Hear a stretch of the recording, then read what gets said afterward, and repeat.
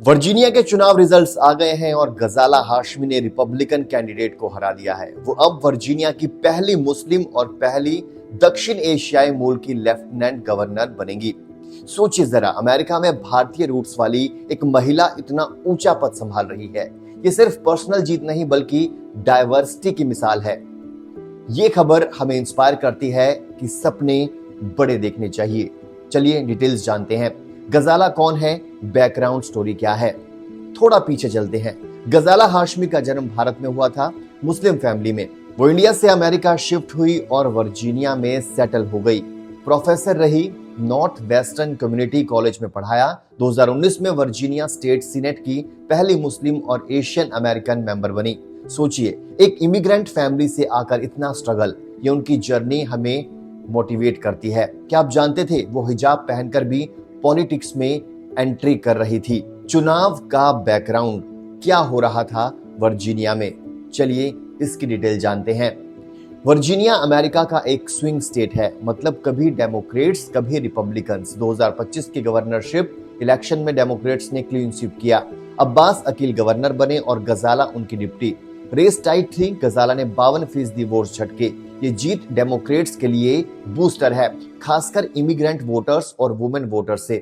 दोस्तों, ये दिखाता है कि अमेरिका चेंजिंग, पुरानी पॉलिटिक्स अब नहीं चलने वाली है। मेन इश्यूज क्या थे, क्यों वोट पड़े गजाला को, चुनाव में क्या क्या टॉपिक्स थे, हेल्थ केयर, एजुकेशन और क्लाइमेट चेंज।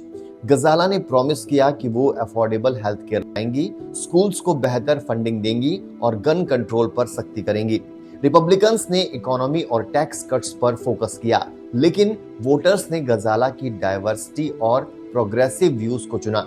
खासकर यंग वोटर्स और माइनॉरिटी कम्युनिटीज ने उनका साथ दिया। ये जीत बताती है कि लोग अब इंक्लूसिव लीडरशिप चाहते हैं। इंडियन कनेक्शन क्या है गजाला का, हमारे लिए इसका क्या मतलब है? अब सबसे मजेदार पार्ट, इंडियन कनेक्शन। गजाला की जीत से पूरे भारतीय डायस्पोरा में खुशी की लहर। सोशल मीडिया पर #प्राउड इंडियन ट्रेंड कर रहा है। भारत सरकार ने भी बधाई दी। ये दिखाता है कि भारतीय अमेरिका में कितना इन्फ्लुएंस कर रहे हैं। कमला हैरिस, विवेक रामास्वामी और अब गजाला। हमारे बच्चों के लिए मैसेज क्लियर है, हार्ड वर्क से कुछ भी पॉसिबल है। इसका इम्पैक्ट क्या होने वाला है और आगे क्या होगा? अब सवाल यह है कि ये जीत क्या बदलेगी।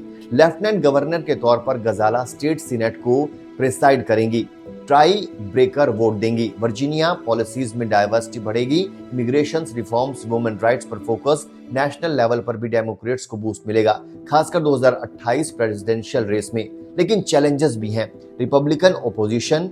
ओवरऑल ये अमेरिकन ड्रीम की जीत है।